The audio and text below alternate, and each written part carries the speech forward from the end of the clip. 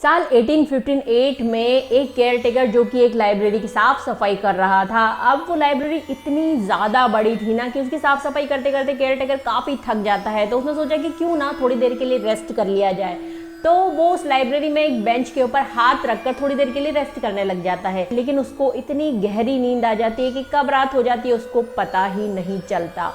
और फिर रात होने की वजह से लाइब्रेरी को बंद कर दिया जाता है और किसी ने भी नोटिस नहीं किया कि केयरटेकर अभी भी उसी लाइब्रेरी के अंदर है। और रात को 3 बजे जब उस केयरटेकर की आँख खुली तो उसने देखा कि लाइब्रेरी की जितनी भी बुक्स हैं वो अपनी अपनी शेल्फ से उतरकर हवा में तैर रही थी। और जब उसने बहुत ध्यान से देखा तो वहाँ सेंटर में एक बहुत बड़ी शानदार सी बुक थी और इसी बुक के चारों ओर ये बुक्स चक्कर लगा रही थी जैसे कि वो बुक्स एक सेलिब्रिटी हो।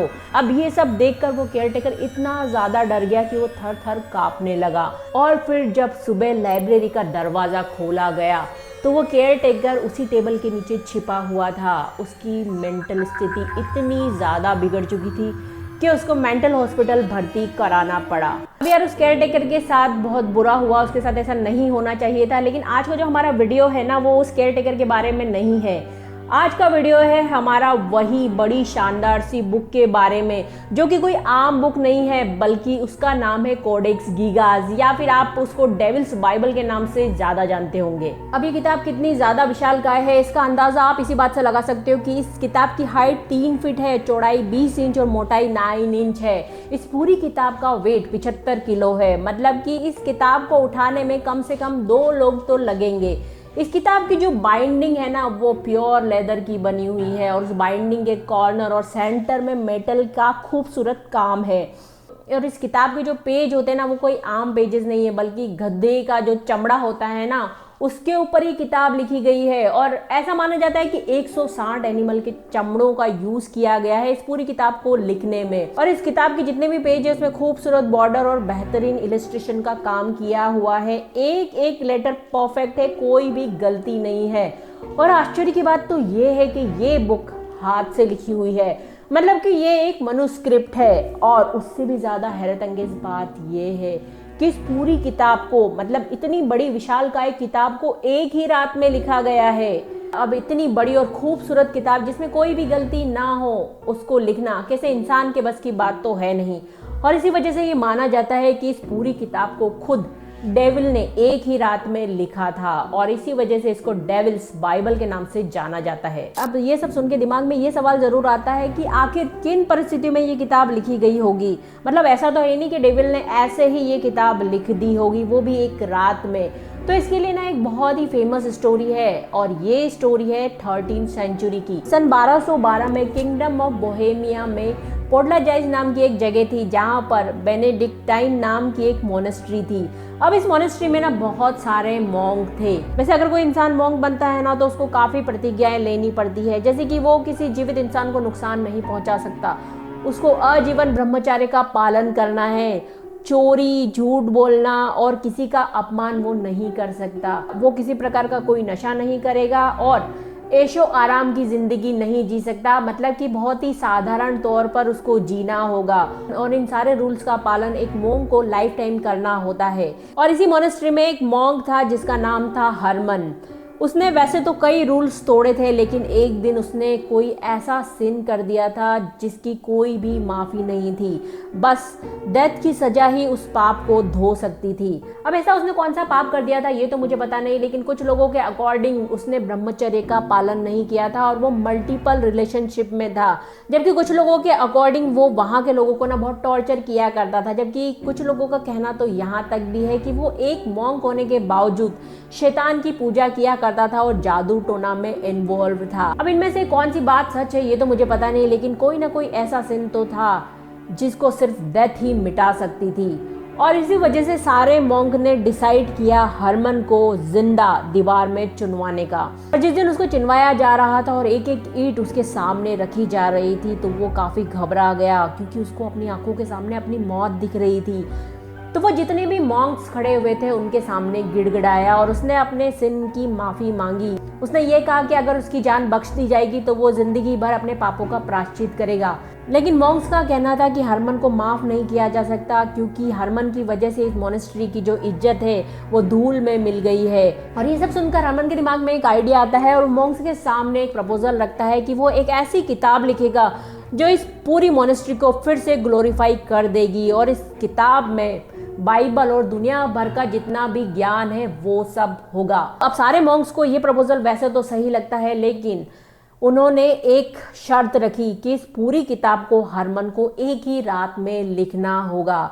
अब ये सुनते ही हरमन को वैसे तो समझ में आ गया था कि ये सारी किताब जिसमें कि बाइबल और इतना सारा ज्ञान हो, एक रात में लिखना थोड़ा मुश्किल होगा, लेकिन मरता क्या ना करता। उसने सोचा ट्राई करने में क्या हर्ज है। और फिर हरमन को एक तहखाने में डाल दिया जाता है और उसको शाही कलम, बहुत सारे पेजेस, बहुत सारी कैंडल्स और एक छोटी सी टेबल दे दी जाती है ताकि वो इस किताब को लिखने का काम कर सके। और फिर हरमन लग जाता है पूरे जी जान से इस किताब को लिखने के लिए। अभी उसने आधा ही पेज लिखा था कि तभी चर्च की बेल बजी और हरमन को समझ में आ गया कि अब बस 3 घंटे बचे हैं सुबह होने में, और 3 घंटे में इतनी बड़ी किताब को पूरी करना उसके लिए इम्पॉसिबल है। सबसे पहले उसने ईश्वर को याद किया और अपने जितने भी पाप थे उनकी माफी मांगी।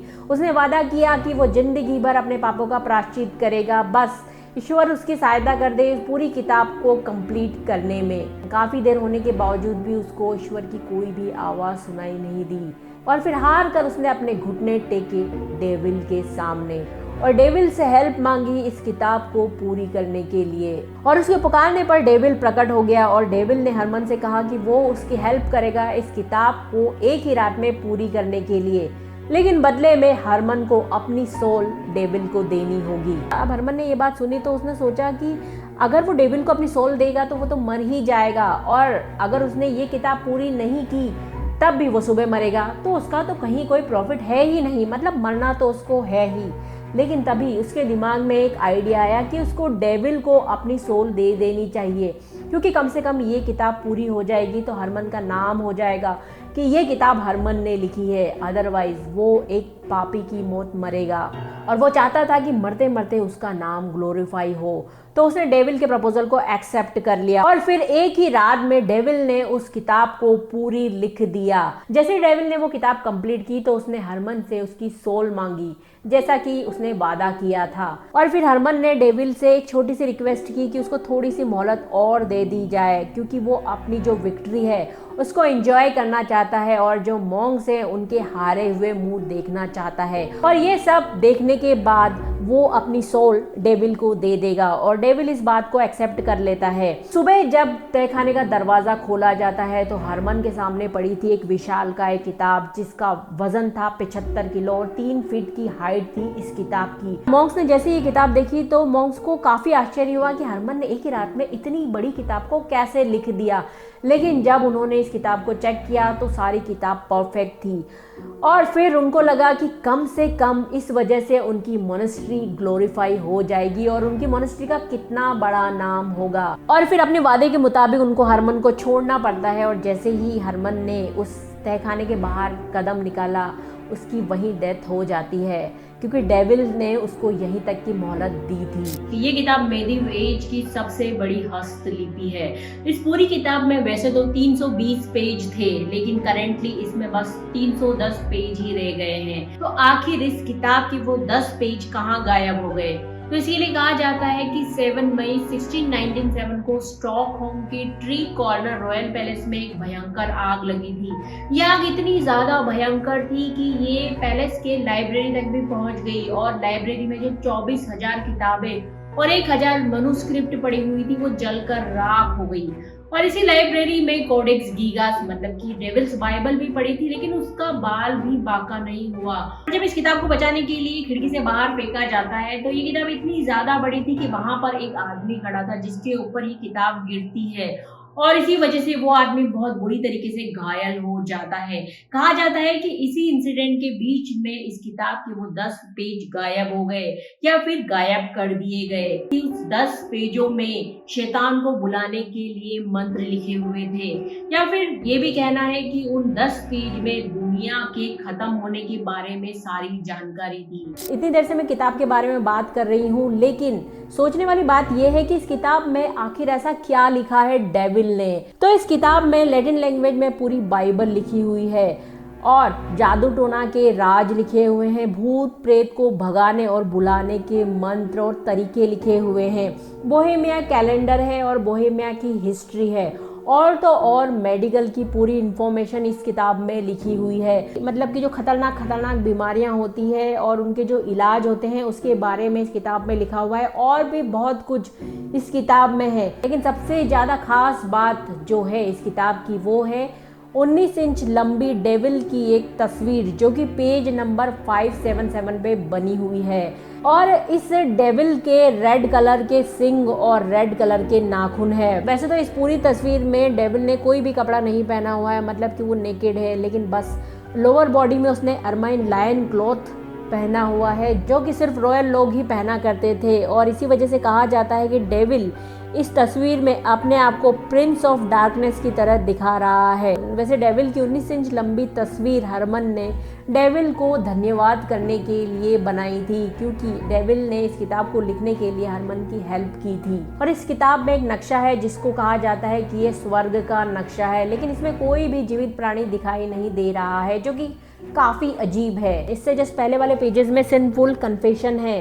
पूरे 5 पेज में बड़े बड़े कैपिटल लेटर में हरमन ने पूरी डिटेल में अपने सिन के बारे में लिखा है और उसके लिए माफ़ी भी मांगी है। आश्चर्य की बात तो ये है कि ये पूरी किताब हाथों से लिखी हुई है। I mean 320 पेजेस की इतनी विशालकाय किताब कोई हाथ से एक ही रात में कैसे लिख सकता है। तो आप लोग सोचोगे कि यार ये तो स्टोरी है, ये भी तो हो सकता है कि इस किताब को 2-3 लोगों ने मिलकर लिखा हो, या फिर इस पूरी किताब को एक ही राइटर ने अपनी आधी जिंदगी लगाकर लिखा हो। तो यार जैसा आप सोच रहे हो ना, वैसा पॉसिबल ही नहीं है, क्योंकि इस किताब में जो कैलियोग्राफी और पेजेस पे बॉर्डर और इलस्ट्रेशन का जो काम किया हुआ है, अगर कोई इंसान सिर्फ कैलियोग्राफी वाले टेक्स्ट को सेम टू सेम कॉपी करने लग जाए तो उसको 5 साल लग जाएंगे, और अगर वो उस इलस्ट्रेशन को भी कॉपी करे तो उसको 30 साल लग जाएंगे इस पूरी किताब को कंप्लीट करने में। और साइंटिफिकली ऐसा कहा जाता है कि इंसान की जो हैंड राइटिंग होती है ना, वो एज के हिसाब से बदलती रहती है, और तो और मूड के हिसाब से भी इंसान की हैंड राइटिंग चेंज होती है। जैसे कि अगर आप खुश हो तो आपकी हैंड राइटिंग अलग होगी, और अगर आप सैड हो तो आपकी हैंड राइटिंग अलग होगी।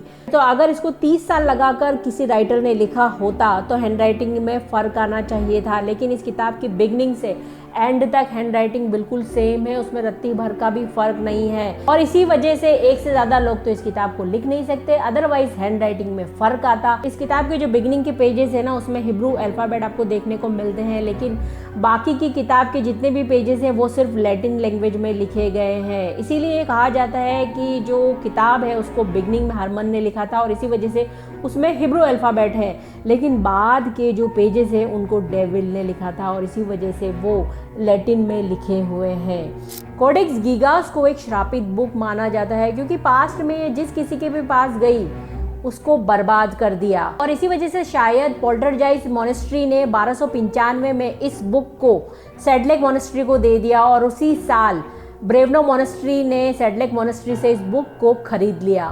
फिर 1594 में एम्परर रुडोल्फ II, जो कि उस टाइम किंगडम ऑफ बोहेमिया का राजा था, उसने उस मोनेस्ट्री से इस बुक को पढ़ने के लिए लिया, लेकिन इस बुक को वापस करने का उसका कोई इरादा नहीं था, और इसी वजह से उसने इस बुक को अपनी कैपिटल प्राग के बुक कलेक्शन में शामिल कर लिया। लेकिन इस बुक की वजह से रुडोल्फ II की जिंदगी में एक ऐसा कर्ज आया कि 1612 में उनके अपने ही भाई ने उनको सिंहासन से हटा दिया और उनको उस राज्य से भगा दिया, और फिर रुडोल्फ II की डेथ हो गई। लेकिन काफ़ी टाइम तक, मतलब कि 1648 तक ये बुक प्राग में ही रही। लेकिन फिर स्वीडन की आर्मी ने इस बुक को एक वॉर में लूट लिया, और वो इस बुक को लेकर अपने देश चले गए, एंड स्टॉकहोम की स्वीडिश लाइब्रेरी में इस बुक को रख दिया, जो कि उस टाइम क्वीन क्रिस्टीना का पर्सनल बुक कलेक्शन थी। जैसे ये बुक क्वीन क्रिस्टीना के पास आई तो इस बुक के कर्ज का शिकार क्रिस्टीना भी हुई, क्योंकि 1612 में क्रिस्टीना से सिंहासन छीन लिया गया और जब वो उस जगह को छोड़कर रोम जा रही थी तो वो अपने साथ कई बुक्स लेके गई, लेकिन उन्होंने कोडेक्स गीगास को वहीं छोड़ दिया। और इसके बाद 1697 में जो स्टॉकहोम के रॉयल पैलेस में आग लगी थी, जिसके बारे में मैंने आपको थोड़ी देर पहले ही बताया था, जिसमें कि उस किताब के 10 पेज गायब हो गए थे। उसके बाद 1768 में स्टॉकहोम में एक नया रॉयल पैलेस बनाया गया और उसकी ही लाइब्रेरी में बाकी किताबों के साथ कोडेक्स गीगास को भी रख दिया गया। और फिर फाइनली 1878 में नेशनल लाइब्रेरी ऑफ स्वीडन की स्थापना हुई और कोडेक्स गीगास को वहीं रख दिया गया। एंड आज भी कोडेक्स गीगास मतलब कि डेविल्स बाइबल वहीं रखी हुई है। आप चाहो तो इस बुक को वहां जाकर देख सकते हो, लेकिन इस बुक को कांच के एक बॉक्स के अंदर रखा हुआ है, क्योंकि उस लाइब्रेरी में जितने भी लोग आते थे ना, वो इस बुक से छेड़छाड़ करते थे। तो सिक्योरिटी पर्पस की वजह से इस बुक को उस कांच के बॉक्स में रखा हुआ है, ताकि जितने भी लोग इस लाइब्रेरी में आए वो इस बुक्स को सिर्फ देख सकें, इसको छू ना सके, क्योंकि यार ये बुक है ही इतनी इम्पोर्टेंट। वैसे इस बुक के स्कैन PDF भी आपको आसानी से मिल जाएंगे, आप चाहो तो इसको पढ़ सकते हो, लेकिन इसके लिए आपको लैटिन लैंग्वेज आना ज़रूरी है, वरना वही बात हो जाएगी काला अक्षर भेस बराबर। वैसे आपको मेरा अगर ये वीडियो पसंद आया है ना, तो आपको मेरा ये वीडियो भी ज़रूर पसंद आएगा, जो कि मैंने स्क्रीन पे लगा दिया है। तो जाओ और जाकर देख लो और मुझे एक कमेंट ज़रूर कर देना। Bye bye.